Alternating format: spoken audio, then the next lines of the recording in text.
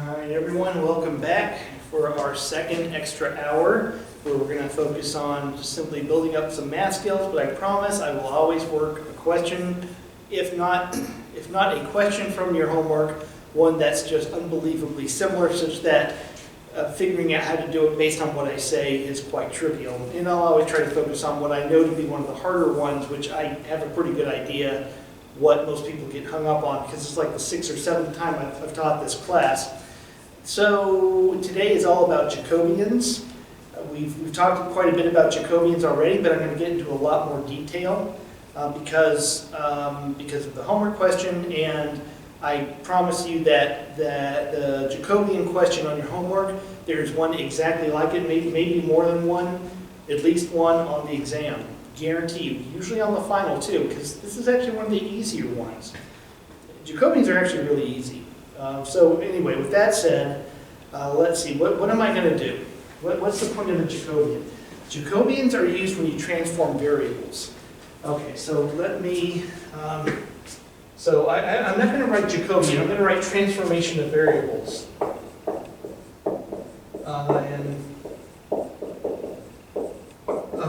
And the specific example is we're going to start with the Maxwell-Boltzmann. We're going to have the velocity form. Don't forget your partial. And as usual, it always bears repeating. Here's your three-dimensional part. Remember, that's not there when we did the XYZ like we did in the last hour. Here is the normalization part. Remember, I warned you I may write this out and say, hey, what's this part, and this part? And of course, the mv squared over 2kbt is just the business end of the Boltzmann equation. Okay, so there's that. So what? What I want you to do now is to transform this velocity equation into a momentum equation, or maybe an energy equation. Now, on your homework, I've picked one or the other, although you know what, every year I ask these questions and I found the answers online because actually I found a lot of my homeworks online. So this year I'm going to switch it up. Regardless, so I'm not going to do exactly what's on the homework, but it's going to be unbelievably similar, right? I mean, what's the point of doing it exactly the same way? Because then you just have to copy it down and you don't really get anything out of it. You know, sorry, right? Anyway, so what are we trying to do? We can convert. Now remember, I am going to just pick one of these, and I'm going to actually pick energy because it's a little bit easier. Now, remember that momentum is mv, right? That's momentum, right? It's a little too easy. Energy is a lot more interesting because energy is, of course, 1/2 mv squared. So it's a lot. You get a lot more out of that example than momentum. So that's the one I'm going to do. Okay, now, so I'm going to do energy. But again, on your homework, I may have had you do that. So that's why I'm writing that down. All right, now the way this works, that's not worth keeping. The way that this works is that there's 2 steps. I mentioned this before, but again, it bears repeating. And I'm emphasizing this because a lot of people remember step 1, which is to convert this part, but a lot of people forget step 2, which is to convert the partial. And that's where all the action's at. Okay, this one is incredibly easy. Here's how that works. We know that if energy is 1/2 mv squared, then all you do is, let's see, we got 2e over m is equal to v squared, so that means I take the square root of the right. Square root of 2e over m is velocity. All right, so how step 1 works, which this is just like stupid easy. Wherever you see a v, put in square root of 2e over m. Yeah, 2e over m. Oh, everything's a v squared, so it's really just write 2e over m everywhere you see a v squared, including this part here. Ta-da! All right, easy. Problem. Step 2. That's where the action's at. And I'll explain why you need to worry about step 2, of course how you do it. But now I warned you, I'm going to tell you what do people mess up on the exam. they do step 1, but then ignore step 2. They don't do step 2. That'll get you 50% of your points, and 50% is an F. Remember that my class is pretty high, my averages are pretty high. They tend to be around 80%.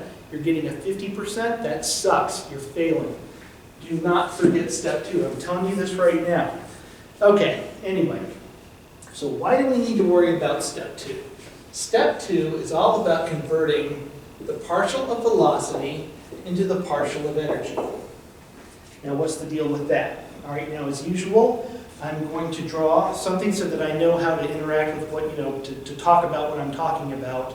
But I'm going to do the graphics here to my right or left, whichever one that is.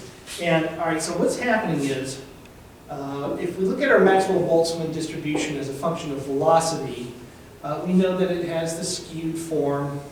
And as I've said many, many times, and you're probably sick of it, here's our rectangles, and you know that an area is the area of a bunch of rectangles, and everything is an integral, right? So of course I'm drawing areas, because areas are integrals, and integral, right? Okay, velocity. Now you know that the width of all of those rectangles is dv, the partial of v. All right? Now when you convert the Maxwell-Boltzmann to a function of energy, and this, I know this looks terrible, but hopefully you see a better one off to the right. Okay, so now you convert it to energy, where energy is 1/2 mv squared. And it's still basically, it actually looks really, really similar. It's not quite as skewed. And again, what I'm drawing right here is something that I created on a computer, so it's like perfect. Okay, now here's where this goes bonko nutso. Remember that energy is v squared. So that means that these Planck widths, those rectangles' widths, are getting wider when you're looking at it as energy, because energy is v squared. So maybe you start out okay, but it doesn't take too long before, guess what? The widths get wider and wider and wider, and you know what? This is whacked, or that whatever is there. This is whack. This is wrong. The planks are not, the widths are not homogeneous. They're not all the same width. Well, that's not how adding, Simpson's rule, that's not how adding these rectangles work. The rectangles' width need to all be the same. But when you transform variables, they're not, because the partial of v is not equal to the partial of e. In fact, it changes as you go along down the curve, because e is v squared. All right, here's what a Jacobian does. A Jacobian, so you scale it, whatever it is I'm pointing at, you scale it this way. When you do the transformation to e, the Jacobian scales it back and pushes it such that the planks are now the right width, but now you're in energy space. All right. So anyway, I hope that makes it clear why you need to do this. Now we have to do the bloody mathematics. All right, to do that, I have another board here. All right. Now here's a formula that's on your, I think it's on your homework. Hopefully I included this. I definitely include this on your exams. On your exams, there's a cheat sheet with all the equations. You do not need to make your own cheat sheet for two reasons. One, you're not supposed to, you're going to get in trouble. Number two, what if you wrote something down wrong? What if you wrote 1,000 equations? I create the cheat sheet with the equations you need. So you really want to use mine and not yours. And I guarantee you what you need is on the cheat sheet, because for one, I'm the one who wrote it. Number two, I have my TAs check. Okay, hey, blah, blah, blah. All right, so what's on the cheat sheet? What's on the cheat sheet is the formula for the transformation of variables, again, in the way that you would see it done on, from looking up something on Google. Okay, integral of f of x is still the integral of f of x. Partial of x is still the partial of x. And you've seen this before. Divide by the partial of y and multiply by the partial of y. Isn't that clever? And that's The Jacobian is this part right here, dx dy, which you should recognize is just a derivative. Now the trick here is, notice that I've put this little 2 lines. What is that? That's an absolute value.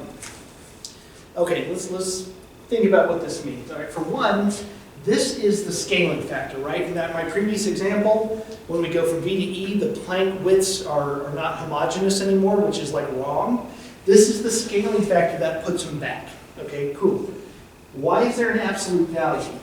Because it could be negative, and that's wrong. If you introduce a negative, that would be like switching the upper and lower limits, which absolutely you're not supposed to do. So that's why we have an absolute value. It's like a practical thing.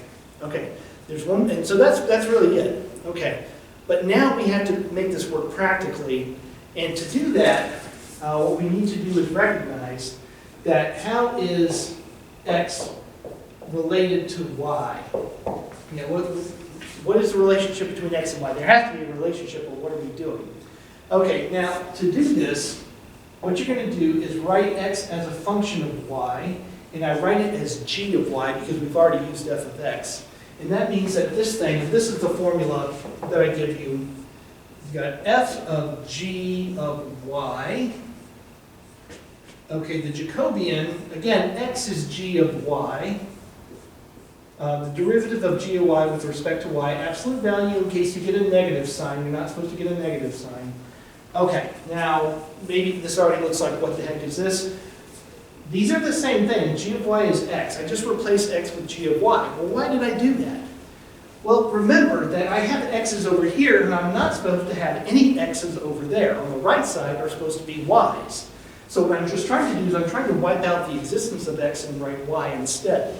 Okay, next thing, let's do an example, because if this isn't clear, an example will make it clear.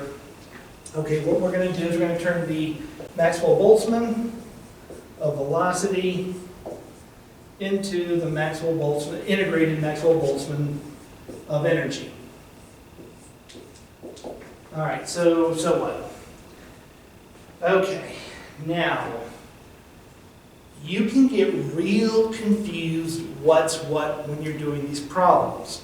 So let me give you a step-by-step guide that will never go wrong, and if you follow it, you don't really even have to know what you're doing.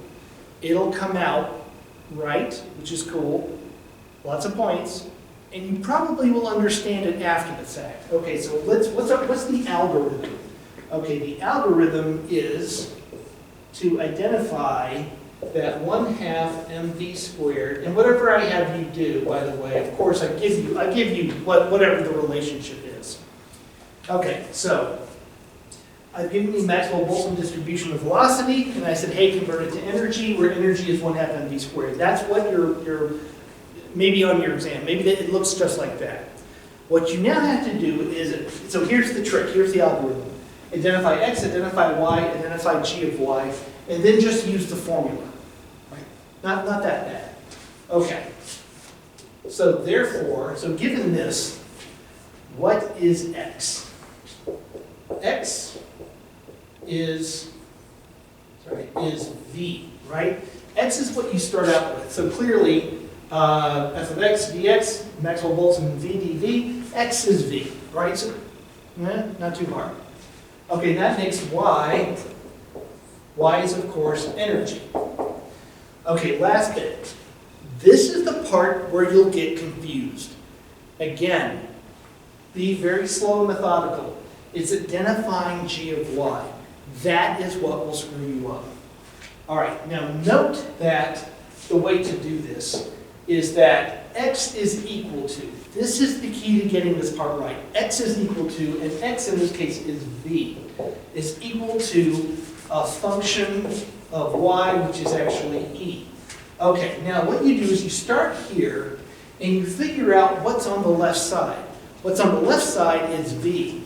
Okay, so therefore, what I'm trying to do is figure out what v is on the left side. So it looks like I take e, I multiply by 2 and divide by m, and this is equal to v squared. But I'm looking for v, so I take the square root.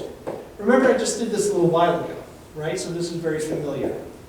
There you go. Oh, it bothers me that that equal sign is not perfect. There we go. All right, now this is our g of y. And that's basically it, by the way. All right, so let's go back here. I'm not using the board too well. Let's do this guy.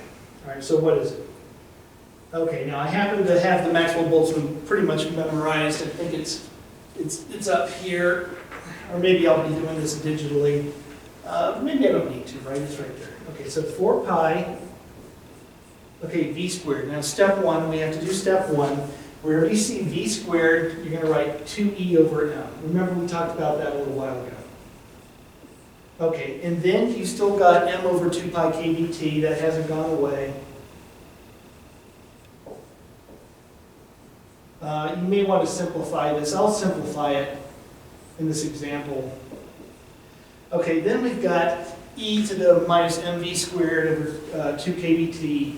And that's pretty easy. Wherever there's a v squared, it's 2e over m. So this ends up being e to the minus e, big E, over kbt.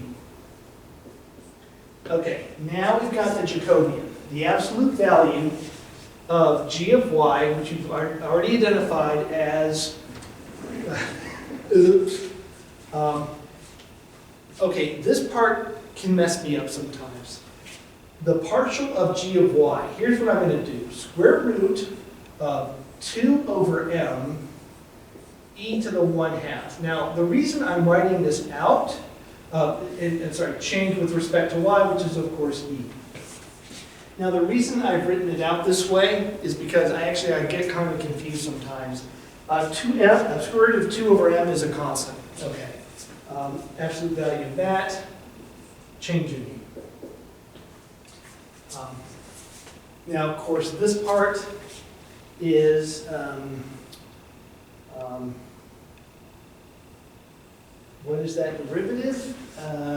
It is square root of 2 over m, really not using the board very well. The derivative of e to the half is 1/2 e to the minus 1/2.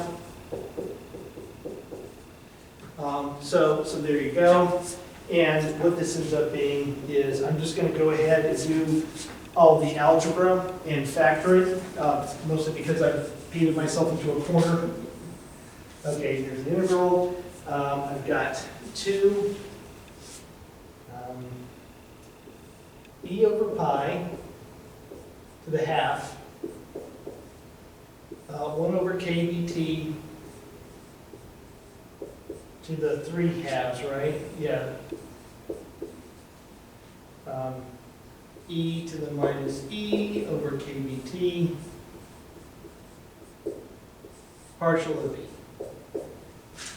So there you go. Yeah, that's it. And I will, of course, help you identify what are the proper limits, and the proper limits are 0 to infinity. Okay, so again, I know I should have probably slowed down a bit and worked through all the algebra, but you should be able to do that, right? I've done all the factoring, and the reason I don't want to spend much time on doing all this algebra is that you should be capable of that. Number two, actually, I want to spend a little bit of time on this, because I want to analyze that the same way I analyze a Maxwell-Boltzmann of velocity. You know, all the stuff we've already done. Why am I doing that? Because as much as, this is largely just been an exercise in algebra, okay, I guess here was a little bit of calculus, but I'm pretty sure that you covered derivatives in your first or second week of Calc 1. So other than this Calc 1 step, this has really just all been a matter of algebra. All right, so fine, algebra is easy to understand, but I want to point out that everything about a Maxwell-Boltzmann distribution should still be, how should I say, alive for this equation. So what I want to do is analyze that thing in all the ways that it can be analyzed and verify that everything works out exactly the way it should. Looks like I need to wipe out the board, so give me one moment to do that. All right, everyone, we're back. So I just wiped out the board and I've rewritten this up here nice and neat. Okay, so let's run through the gambit of everything we could possibly do to analyze this and make sure everything is exactly the way it should. Just because we transform variables doesn't mean that it's not normalized, that the units don't work out, and that we can calculate averages, right? All the things that we did with the velocity version. Okay, number one, units. the integral should turn into probability. As such, it should have no units, because probability are ratios, right? Heads is 1 out of 4 results, so that's 25%. Percents have no units. Okay, so this should have no units. Let's make sure. Okay, a joule, e to the 1/2 over pi is a joule to the half, 1 over kBt. kBt is a joule, so that's a joule to the 3/2, so something's not right. Okay, I've got little e to the minus big E over kBt. Okay, but if you actually weren't sure that kBt has units of joules, for one, you just work it out. You know what kb is joule per Kelvin and T is Kelvin, so there you go.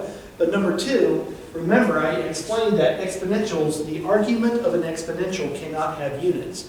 Therefore, kBt has to be in joules because energy is joules, and now I've got joules over joules. Okay, whatever. Regardless, this has no units. Partials have units, and I told you that would be important. So I've got joules to the half, joules to the first, over joules to the 3/2, which of course cancel out. So therefore there are no units, which is true of probability, so in other words everything's fine. Okay, that was simple.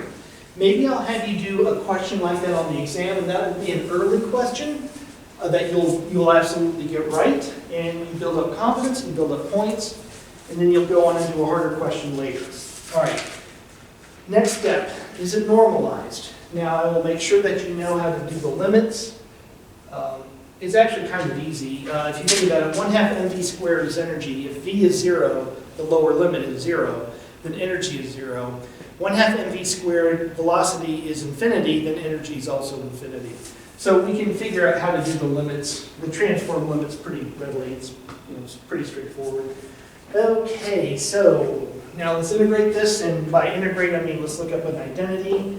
And on the exam, of course, if you think that you know what you're doing, you would find this identity, and you would say, hey, that looks right. Notice that I didn't multiply by energy. I am just checking to see whether it's normalized. We'll do average energy here in a moment. The identity is a bit of a biz knocker. It's a little bit more complicated than normal. Regardless, remember at the same time, I don't want you to simplify anything. That's up to you. As usual, we have to figure out what A is, and A, that's actually quite simple. Let's see, e to the minus ax, E is x, so A is 1 over kBt. Okay, so therefore this is 2 over the square root of pi, kBt, 1 over kBt to the 3/2. Those are all the constants. Square root of pi, look at that, those cancel, over 2. Oh, look at that, that was easy. That's actually kind of ridiculous, isn't it? And then, okay, remember, always be careful. A is always like 1 over something, and the identities are always something over A to some power, so it's like 1 over, I mean, I hate that stuff, but you should be able to get it straight, right? Okay, so this would be kBt to the 3/2 on top. Okay, everything's canceled, so I have kBt to the, oh, well, right, everything cancels because it's normalized, it should get 1. Okay, so there you go. All right, so everything's fine. So yeah, I mean, that's the point, everything's fine. It should still be normalized. Just because you transform variables doesn't mean it shouldn't still be normalized. Notice that if you had not gotten the Jacobian right, it would have been impossible for this to be normalized, because the Jacobians just, it threw in some constants, right? So if you didn't do that part, if you just ignored it, it wouldn't have been normalized. God knows what it would have been. Okay, let's do average E. Now to do average E, let me be cheap, if you don't mind. Sorry, I hate doing this, but we still got some other stuff to cover. So I'm going to just toss in, I'm going to write over my own work. So you know what I'm doing here that kind of screws you over, is I'm writing over my own notes. And you can't really do that when you're writing in your notebook, which you should be doing. I couldn't resist though. Okay, this is, well, Look, this is all you have to do. I just have to find the right identity. I just simply have to find that in my cheat sheet. So you see what I'm saying about a cheat sheet? Don't write your own cheat sheet. You don't know what you need, and I do. Okay, so what is this thing? Again, it's a little bit, it's a lot of stuff. 8 to the 5 halves, yikes. Okay, so what is all this? Okay, again, the constants just come out. Like last time. Okay, now I've got a 3. Did I write over square root of 2? What the hell? Here we go. Okay, then I've got, okay, so the pi cancels again, cool. Okay, so 2 over 4 is a half. The pi's cancel. And now I've got 1 over a, where a is 1 over kBt. Right, that sucks. If you get confused how to do that 1 over something, plug in numbers in your calculator. What's 1 over 7, right? Figure that, think about what you should get and then test it by checking out 1 over 7. So in this case, what we have is kBt on top to the 5 halves. Okay, so let's see, the 3 is okay, 2 over 4 is a half, the pi's are gone, kBt to the 5 halves divided by kBt to the 3 halves is just kBt. 3 halves kBt. Remember 2 lectures ago or 1 lecture ago? What's the equipartition theorem for internal energy? 1/2 kBt times degree of freedom is the internal energy of a gas. There are 3 degrees of freedom. We're like describing argon. It has 3 translation degrees of freedom. So 3 halves kBt is the energy. There you go. You see, everything works out just fine. So that's my point. Not only can you do these transformation of variables, what I bet you is going through your head is, when we did that, I bet you thought, oh, okay, well, yeah, now we're done. We're not done. Here's another trick. I shouldn't tell you this. Let's say I have you do transformation of variables. That's like question 5. Look at question 7 or 8. It'll have you do average energy, where what equation is there? The answer to number 5. You probably have already noticed I do that on homework. So I'm going to do it on the exams too. Because one thing I value is paying freaking attention. That is a better skill than anything I'm going to cover in this class, by the way, and something that very few people possess. So I reward you for paying attention to what's in front of you. Life's answers are usually not that hidden. They're usually right in front of you. You just have to see it. And again, not many people can do it, and those people who can are usually pretty freaking successful. That's why I hide answers to questions in other questions, because life tends to do that too. All right, anyway. Okay, we've got 20 more minutes, and we have to cover something a little bit more difficult. I want to do Jacobians in multi-dimensions, because what I'm going to cover, and I mentioned this before, I mentioned this on the second lecture, I think it was the second lecture, that I would do this today. I want to tell you a little bit more about how Vx, Vy, Vz, partial Vx, partial Vy, partial Vz turned into 4 pi v squared dv. I know that we did that little, I had some nice graphics, I hope that went well, I hope you liked it. But I told you that I'd also do it with pure mathematical math. Well, that's today. All right, so to understand that, we're going to do a 2-dimensional Jacobian for a 2-dimensional integral, and then we'll do 3 dimensions. Let me preview a little bit before I get into it. The way that you actually do dvx, dvy, dvz to 4 pi v squared dv, you're actually changing to spherical coordinates. You're going from x, y, z to r, theta, phi. And the 4 pi comes from integration of theta and phi. Anyway, I'm just telling you that right now. I'm getting ahead of myself because I'm about to prove it, but that's where it's going. I hope that sounds familiar to you. You should have covered that in your calc class. But again, I didn't teach your calc class, so I don't know what was taught. Anyway, all right, so 2G Jacobians. Okay, I'll try to do some graphics, all right? But as usual, I have to be able, I have to have something in front of me to interact with, or I don't know what I'm saying. So 2D Jacobians. Okay, now if I'm talking about a 2D Jacobian, then I have to have a 2D integral. Let me give you an example of something that we've covered. Let's do two Maxwell-Boltzmann velocity A times Maxwell-Boltzmann velocity B. And we had dVA, dVB. Yeah, I know that there's a 4 pi VA squared, 4 pi V squared. Anyway, I'm being very hand-wavy here. I just want to point out what I'm trying to do. Now, remember when we did relative velocity, we went from VA, VB to a relative, and then we also had another type of velocity, the center of mass velocity, and that was, now we have new partials of the relative velocity and the center of mass velocity. Okay, now let me draw this and then I'll make some nice graphs so that it looks good, but here's the idea. Now I've talked a little bit about, on that second lecture, how what am I saying here?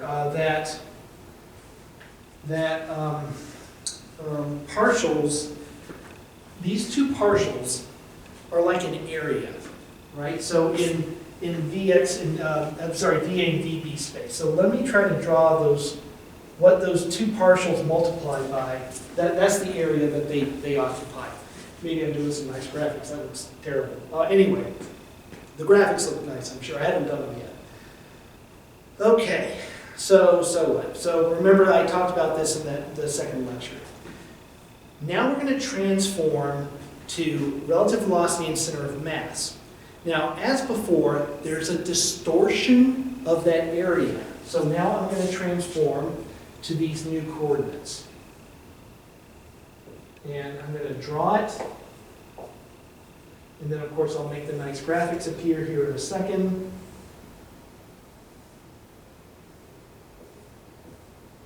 There we go. Okay, so now that partial V rel, partial G, is actually quite distorted because of the way that the relative velocity is a function of the two original velocities, and the same for the center of mass velocity, which again was done in the previous lecture. Okay, the Jacobian is going to make that go back to normal. And again, I'll draw my very crude picture. In my notes, it actually looks really good, but right now it looks like cat vomit, but that's why I'm doing all this digital stuff. Especially with COVID and all that, you need some help. I need to give you every help that I can, right? And I don't have that much I can do. Anyway, this I can do. Whatever I'm looking at, I don't know. But anyway. Okay, so this is what the 2G Jacobian does. Takes the partial of VA, VB. It's distorted when we transform coordinates. The Jacobian distorts it back to its original form so that, like the last example, the areas are correct. All right. Now, how does that work? Okay, this is kind of donko nutso, right? Now, I'm supposed to use the word challenging, by the way. This is challenging. I don't like using that word. I like using more descriptive terminologies like donko nutso or monkey hard. Okay, so this is kind of difficult. How it works is this. All right, so the proper symbology is, oh God, what am I looking for here? The symbology for the Jacobian, it works like this. Now this is a symbol. This is a math symbol, and the math symbol implies a type of calculation, a type of derivation. So don't take anything from, don't take much meaning from what I'm writing right here. I just wrote partial A, VA, partial VB, divided by the partial V rel, partial of that center of mass deal. Okay, absolute value, right? Absolute value. Now, when we did dx dy, that was meaningful. That's just a derivative. But this, like what is this, right? You haven't seen this before. And again, you shouldn't have seen it before because this is a symbol. Now, what you do with this is, let me give myself some room. And this is really hard to understand, and I can't say that I really understand it myself. I just know that this is how it works. what you do is this ends up being a matrix, the determinant of a matrix. Now, the matrix works like this. So I'm going to have a partial relative velocity, partial VA. Now, like any matrix, the thing on top goes across, the thing on bottom changes as you go across, but then as you go up, down, then the opposite is true. So now I've got G, but the VA is to the right. Okay, so the G is, as I move to the right, G is still there, but now I can do the derivative with respect to VB. Okay, so this is a matrix. 1, 1, 1, 2, 2, 1, 2, 2, right, a matrix. Determinant, and then you do the absolute value. Okay, now again, this is a symbol for a two-dimensional Jacobian. This is what the Jacobian is, the determinant of this matrix. I bet you forgot what a determinant is. A determinant, and I'll just give you something, A, B, C, D. In case you forgot, because I bet you have, that's fine. A, D, minus C, B. So there you go, in case you forgot. All right, so notice that, again, symbol, this is what it means. This you can do. I've got a formula for relative velocity, and I just take the derivative with respect to VA. I've got a formula for the center of mass velocity. I gave that during the lecture, and I can take its derivative with respect to VB. I then have a matrix. I calculate the determinant, and of course, if it happens to be negative, just wipe out the negative sign because that's actually going to happen in the next example. Okay. Now, what that ends up meaning is, let me tell you what the result is. In 2 dimensions, it's not too hard, but in 3 dimensions, it's really a project. It takes a really long time to do a 3-dimensional Jacobian. And so I'm not going to do it here. I do it in my little textbook, but I'm not going to do it here because it would take a long time. I've got 10 minutes left. So, okay, now this guy we can do. Okay, so how does it end up? How does it look? Okay, so partial VA, partial VB turns into the absolute value of these two derivatives, this guy,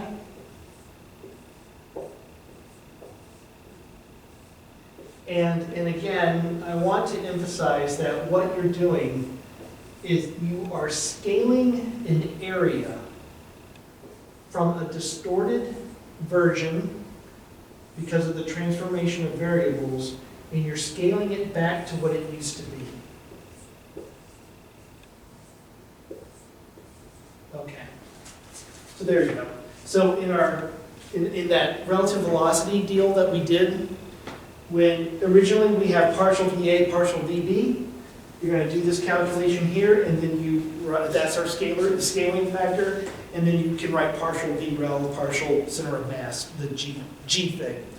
As you recall, we then integrated out G, leaving us a bunch of constants, leaving us a Maxwell-Boltzmann with relative velocity. That's how it all worked. Okay, so there you go. So I hope you have a greater understanding of multidimensional Jacobians, because what I'm going to do now, I have 10 minutes, probably need about the whole time, is I'm going to do Vx, Vy, Vz to net velocity, theta, phi. So that's what we were really doing. When I showed those, I hope you like those little figures I made. In that time I did the Jacobian graphically. And I like doing things graphically when I can. But at the same time, for all the reasons I've said a million times, it would also be really good if you know how to do the mathematics correctly. I like the visual to give you an idea of what's actually happening, but you also need to actually be able to do it. Okay, so let me remind you that the coordinate system work like this. Okay, so if I have a vector, this is the theta, which is called the polar angle. And of course, there's a projection onto the xy plane. And the projection gets a little dash, right? And that angle, which is the azimuthal angle, that is phi. Okay, that's a coordinate system we work in. Now, in calc class, thinking you really should have covered this at one point. Again, I don't know. I know I keep saying that. But you should have covered this. I remember covering this myself. Okay. So x, y, z to earth, theta, phi. But now let me change this to the problem that we did a little while ago. dvx, dvy, dvz to net velocity theta phi. Now, when I was doing that graphical representation, where the 4 pi comes from is actually I'm integrating out that theta and phi, and I left the net velocity. That's exactly what I did in that relative velocity calculation.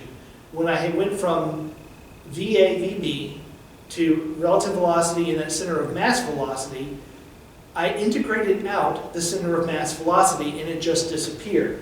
So what I'm going to do is integrate out theta and phi, and they just disappear. And that's where we get our Maxwell-Boltzmann distribution as a function of net velocity, which we already know is going to be 4 pi v squared.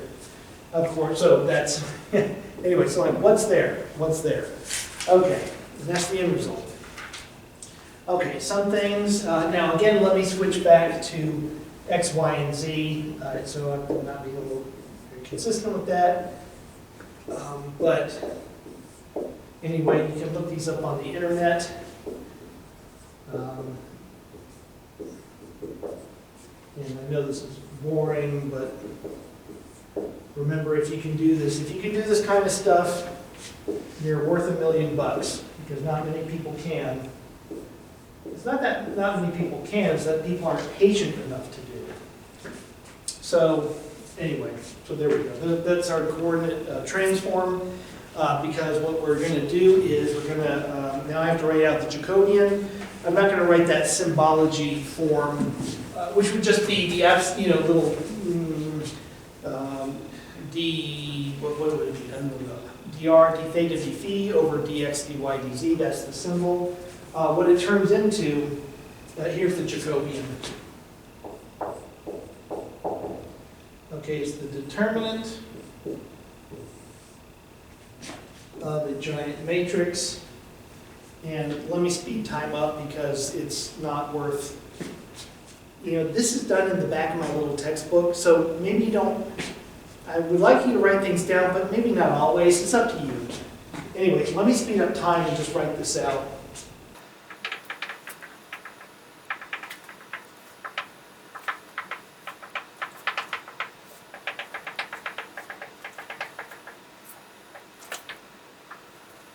Okay, I'm back. So there you go, there's the whole bloody thing. And of course, each element is all defined. So the first, the 1,1 element, what is that? That's cosine, sine, anyway.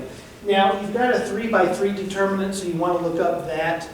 I think that's in the textbook, but anyway, maybe you remember determinants, but it's a little bit more complicated than the 2 by 2. So the 3 by 3 determinant's a little bit more complicated.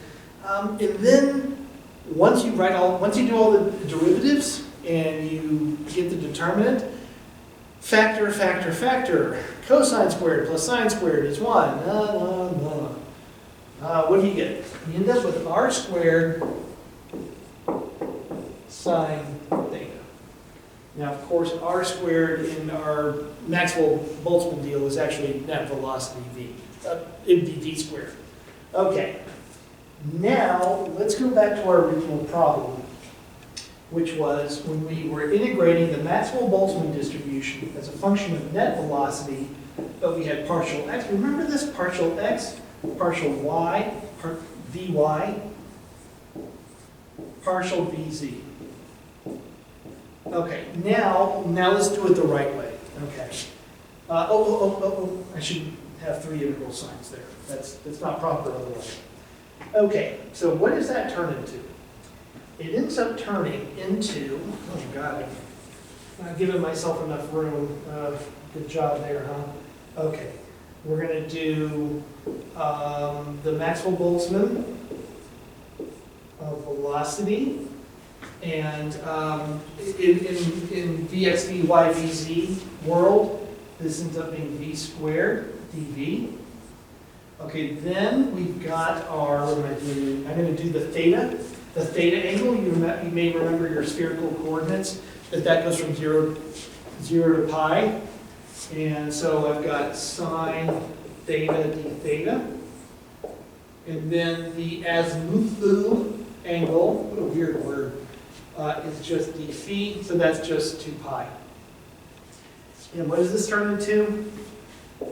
Okay, so this ends up being 2 pi. Just Google it.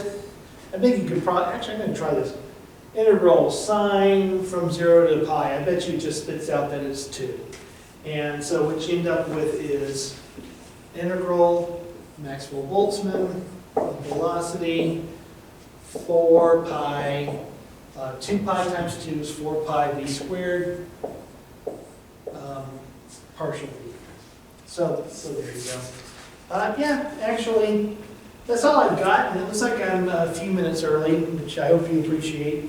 As I said before, I will always try to end a little bit early because that's kind of like more like real life, which I'm going to try to make things as real life as possible, which is impossible. Okay, so this is the end of our second week.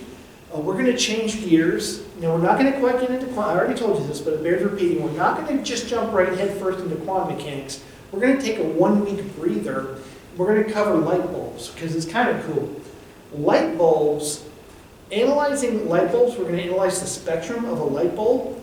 It involves really similar mathematics as quantum mechanics, just like this does, but it's a little bit harder and it's a better example. So again, we're easing ourselves into quantum mechanics bit by bit, mostly because we're going to start talking about waves. And quantum mechanics, maybe you've heard of it, referred to as a wave equation, the Schrodinger equation. It's often called a wave equation. So that's why we're going to take 1 week and we're going to analyze light bulbs because light's a wave. And we're going to get a little bit more deeper mathematics. We're going to use the Boltzmann equation a little bit more, which is kind of good because that's useful. And anyway, so there's that. All right, so I hope you enjoy your weekend. I will see you all on Monday.